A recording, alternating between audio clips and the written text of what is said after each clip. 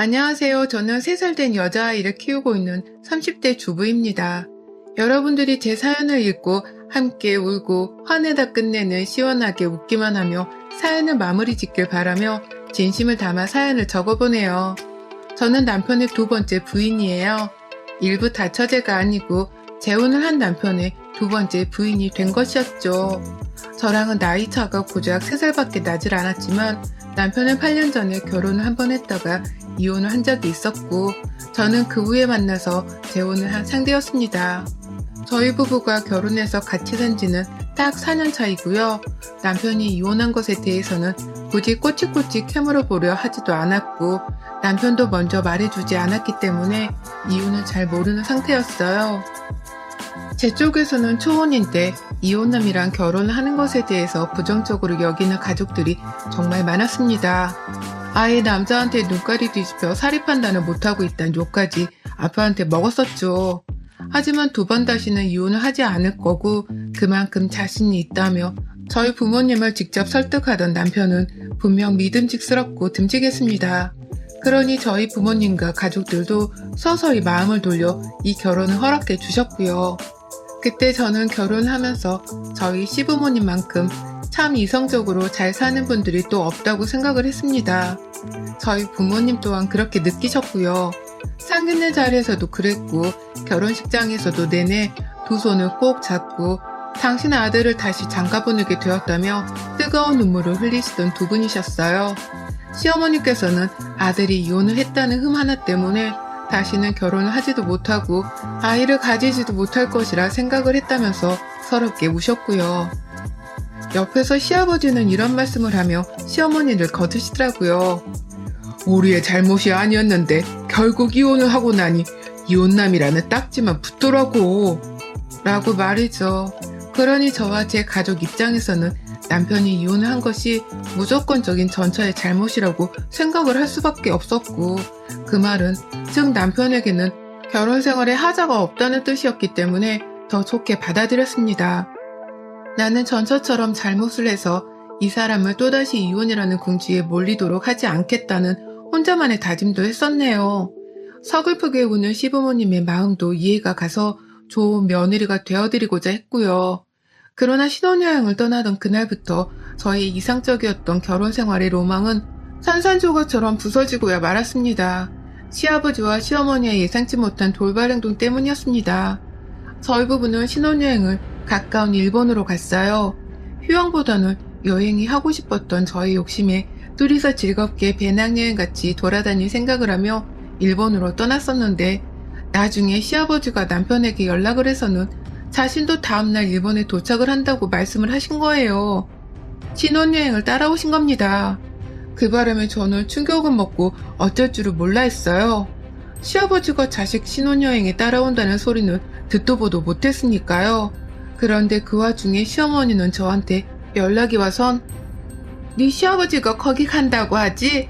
내가 따라갈 거니까 거기 숙소에서 꼼짝 말고 기다리고 있어 라고 말씀을 하며 자신도 따라서 오겠다고 하는 거예요.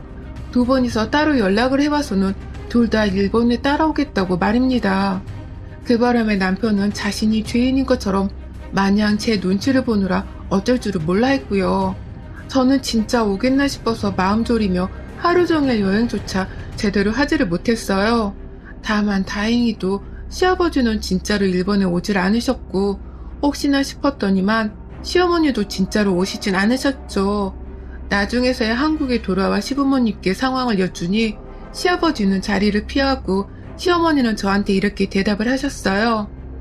그냥 니네 시아버지가 일본 간다길래 나도 따라가려 했지 라고 말이죠. 그러니 저로서는 정말로 두 분이 순수하게 우리 부부를 따라 여행을 하고 싶어 하셨던 건가 싶었습니다. 그러다가 이번 여행이 우리 부부의 신혼여행이란 걸 다시금 깨우치고는 눈치껏 빠져준 것이 아닐까 싶기도 했고요. 하여간 이상한 경험이었고 참 이상한 두 분의 태도였어요. 말 그대로 저희 부부에게는 돌발 행동이었고 설마 앞으로도 살면서 이런 식의 돌발 행동이 또 일어날까 싶었는데요. 돌발 행동뿐만 아니라 미쳐 날뛰는 행동들까지 보이며 제 속을 들었다 놨다 하더라고요. 저는 결혼하고 얼마 지나지 않아 임신을 하게 되며 제 몸 하나를 챙기는 것도 버거워하던 사람이었습니다. 하지만 저희 시부모님은 결혼 전에 제가 봤던 모습과는 달리 너무나도 자주 싸우시며 그 후폭풍을 저희 부부한테까지 전달을 하더라고요. 무슨 문제로 싸웠는지는 모르겠으나 부부싸움을 했다며 시아버지가 저희 집으로 도망쳐 나온 적이 결혼 초부터 한두 번이 아니었어요. 제가 임신을 하고 출산 직후에 집에서 누워 쉴 때에도 그런 식의 방문은 꾸준히 이어졌어요. 저희 친정엄마가 제 산후조리를 도와준다며 저희 집에 와 계셨을 때에도 마찬가지였죠. 그러면 시어머니는 꼭 저한테 먼저 전화를 해서 시아버지 행방을 물어봤고, 제가 집에 없다고 시아버지 눈치를 보며 둘러대기라도 하면 거짓말하지 마! 이게 벌써 시부모 앞에서 편 가르기를 하려고 해? 라고 하면서 크게 혼을 내셨습니다. 저로서는 미칠 노릇이었죠. 뭐 때문에 싸워서 또 집 나왔냐고 물으면 시아버지는 그저 아무 일도 아니라는 듯이 그냥 무시해라. 네 시어머니 성질이 워낙 지랄맞아서 내가 도무지 같이 살 수가 없다. 라고 하며 시어머니 뒷담화를 깠고요. 시어머니께 괜찮냐고 연락을 드리면 어머님은 또 한참이나 전화를 붙들고는 네 시아버지 같은 사람은 집 나갈 때 확 뒤져버려야 하는 건데 라고 하면서 저주를 퍼붓도 마찬가지로 남편 뒷담화를 까댔습니다. 같은 편을 들어주지 않으면 너 내가 참던 신혼이다. 그냥 내내 거리기만 할 줄 아냐? 벙어리야? 말 못해? 라고 하면서 괜히 인격적으로 모독을 해가며 절 또 혼내키셨고요.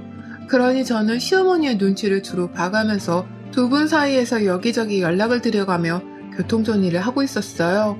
저 혼자서만 죽어나가는 중이었죠.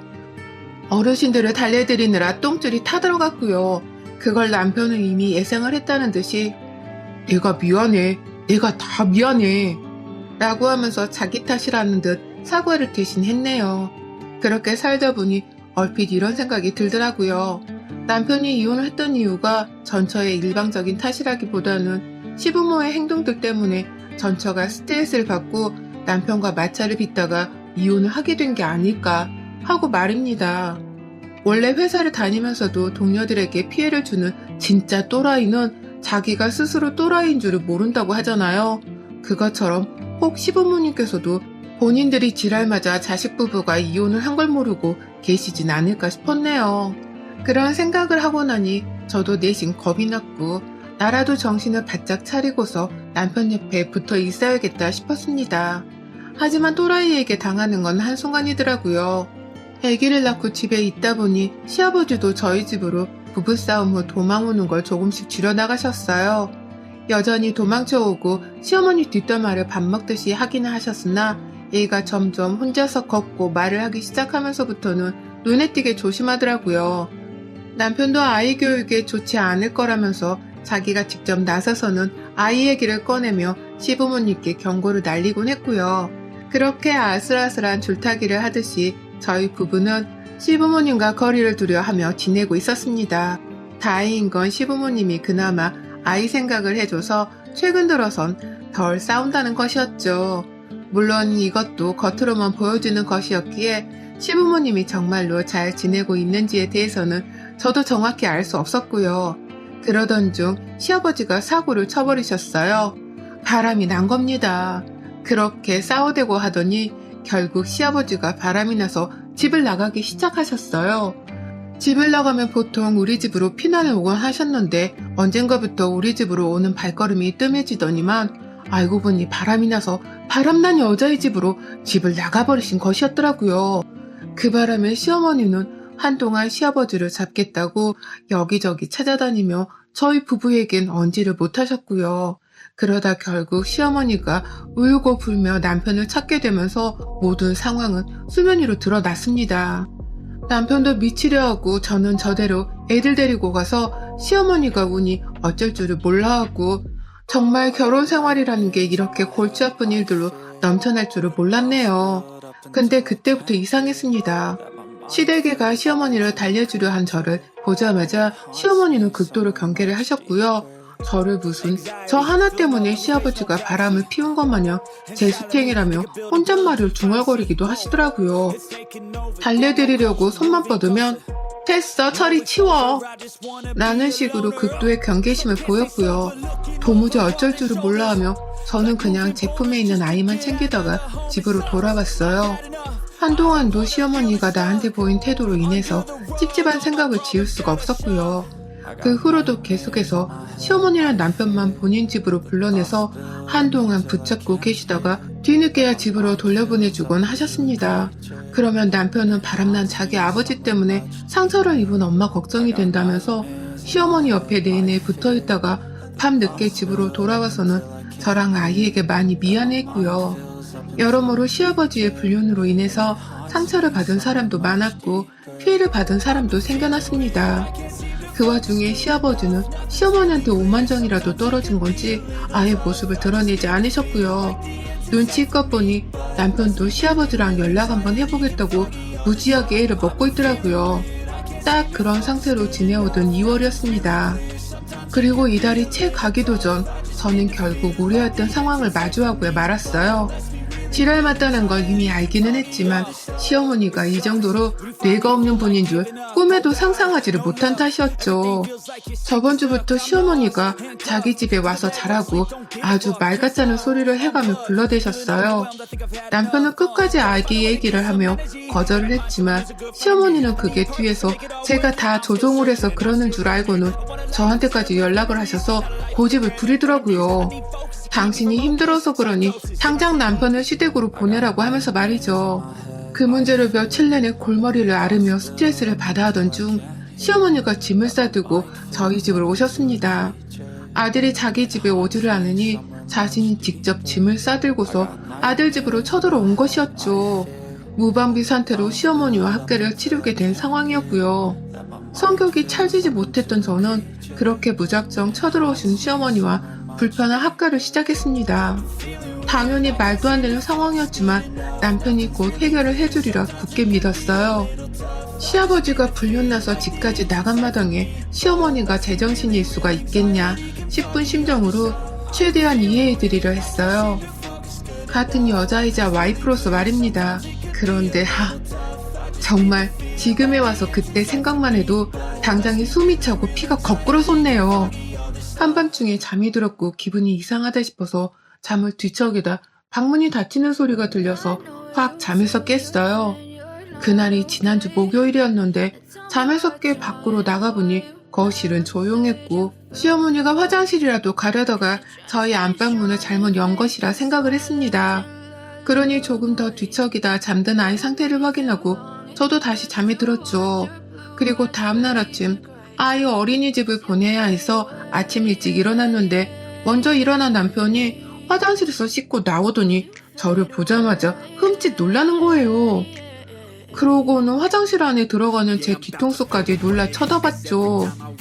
왜 저러나 싶은 마음으로 저는 화장실에서 거울도 미처 못 본 채 급하게 세수를 했고요. 수건으로 물을 닦겠다고 거울을 슬쩍 쳐다본 그 순간 저는 제 얼굴을 보고서 화장실 안에서 비명을 지르고야 말았습니다. 이게 뭐야? 라고 하면서 말이죠. 거울 속의 제 모습은 흡사 모나리자를 방불케 했습니다. 눈썹이 그나마 제 나이를 좀 더 어려 보이도록 가려주고 또 사람답게 보이도록 해주던 제 지나던 눈썹이 그냥 사라진 거예요. 살덩어리만 붙어있는 제 이마에서 그 어디를 쳐다봐도 눈썹은 없었습니다. 완전히 현대판 모나리자가 되어서는 눈 뜨고는 받을 수 없는 면상이더라고요. 제 스스로 봐도 말이죠. 화장실에서 뛰쳐나오자마자 네가 밀었어? 라고 하면서 남편부터 죽일 듯 닥달했어요. 저만큼 놀래는 남편을 보며 설마 내 아이가 잠결에 혼자 깨서 엄마 얼굴로 장난을 쳤나 싶어서 아이한테도 차분히 물었어요. 하지만 아이는 오히려 엄마 얼굴이 왜 이러냐며 사라진 눈썹을 찾겠다고 스스로 혼란스러워했고요. 도대체 그럼 누가 이런 짓을 했냐며 더욱 당황하던 저는 순간 전날 새벽에 인기척 때문에 깨었던 그 순간을 기억해냈죠. 그리고는 본능적으로 시어머니가 지내고 계시던 작은 방으로 찾아갔습니다. 그러니 시어머니는 이미 제가 방 안에 쳐들어와 따져 물을 걸 예상이라도 한 듯이 손에는 옷걸이를 쥐고 계시더라고요. 저랑 한판 붙어보겠다는 심상으로 그걸 무기삼아 들고선 왜? 뭐? 라고 하며 저를 공격적으로 대하셨죠. 출근 준비를 해야 했던 남편은 선택의 여지가 없다며 혼자 옷을 입어가면서 저희 두 사람의 싸움을 말리려 했고, 제가 시어머니 앞에서 내 눈썹을 이렇게 만들었냐고 한참 소리를 지르고 발악을 해가며 서러워 눈물까지 보이자 안 되겠다 싶었는지 자기 혼자 출근 준비를 후다닥 하고는 아이 유치원 등원 준비까지 시키더라고요. 애가 어른들 싸움을 보면 안 된다면서 혼자 허겁지겁 애 옷을 입히고는 알아서도 잘들 싸워봐 라고 하며 집을 나가버렸어요. 그리고 저는 남편이 나가자마자 시어머니의 입에서 나온 소리에 기함을 질렀죠. 어머님이 글쎄 제 눈썹을 민 것에 대해서 아주 당당히 말하더니 이런 이유를 대더라고요. 너 때문에 내 남편이 바람났잖아. 네가 부부싸움하고 이 집으로 도망오는 걸 눈치만 안 줬어도 네 시애비는 바람을 안 폈어. 네가 이 집으로 못 오게 하니까 도망갈 집이 필요해서는 네 시애비가 딴 년이랑 바람을 피운 거잖아. 이게 다 너 때문이라고 라고 하면서 말이죠. 어머님은 이런 이유를 너무나 당연하다는 듯이 대시면서 제 탓을 하셨어요. 부부싸움 후 우리 집으로 오는 게 불편하고 싫은 건 사실이었지만 애가 있어서 걱정이 되니 먼저 나서서 오지 말라고 한 건 제 남편이었습니다. 그런데 시어머니는 이 와중에 바람난 남편 탓을 가만히 있던 며느리한테 돌리더라고요. 그러면서 너가 네 시애비 앞에서도 내 뒷담화를 했을 거 아니야. 나한테 네 시애비 뒷담화를 한 것처럼 네 시애비한테도 내 뒷담화를 했지? 라고 하면서 제가 무슨 중간에서 두 사람을 이간질이라도 한 것 마냥 혼을 내더라고요. 내 눈썹을 허락도 없이 밀어서는 어디 모자란 사람 마냥 만들어 놓고선 미안하단 말을 하질 못한 망정 오히려 화를 내며 시아버지의 불륜 탓을 저에게로 싹 다 돌리는 것이었죠. 그러니 저는 시어머니가 화를 내며 손에 쥔 옷걸이를 집어드는 순간 그래 내 탓으로 다 돌려라. 지금부터 하는 제 행동도 그냥 제가 순전히 미쳐서 하는 짓이니까 죄다 제 탓으로 돌리시고요. 알았죠? 라고 하면서 시어머니께 달려들었습니다. 내 눈썹을 밀었으니 시어머니의 그 어떤 것도 똑같이 밀어 없애드리겠다고 작정을 한 것이었죠. 그리고 저는 시어머니의 파마 섞인 곱슬머리 단발머리를 제 손에 잡아버린 순간 그것을 밀어버리기로 했네요. 시어머니 눈썹도 밀어드릴까 싶었으나 몸싸움 중에 얼굴에 눈썹 칼을 들이밀었다가 피라도 볼까 싶어서 그건 참아 못했고요. 그래도 뭔가는 해주겠다는 복수심에 활활 타올라서는 시어머니 몸뚱이를 잡아 끌고 방 밖으로 나왔어요. 그리고는 남편 바람이 왜 며느리 탓이야? 정신이 나가도 곱게 나가야지. 늙어 쪽팔린 줄이나 아세요. 이러니 남편이 바람을 피우지. 라고 외치며 가위를 찾아 집어들었습니다. 설마 그걸로 자기 눈썹을 잘라버리려는 건 줄 알았던 시어머니는 두 손으로 저를 방어해가면서 너 그걸로는 사람도 죽일 수 있어. 당장 안 놔? 너 이건 아니야. 이게 며느리 주제에 내가 감히 누군 줄 알고. 나 아직 네 시어머니야. 네 남편한테 이혼당하고 싶지 않으면 당장 그거 내려놔. 정신 차려 이년아. 나는 온갖 말들을 꺼내가며 저를 진정시키려 하셨어요.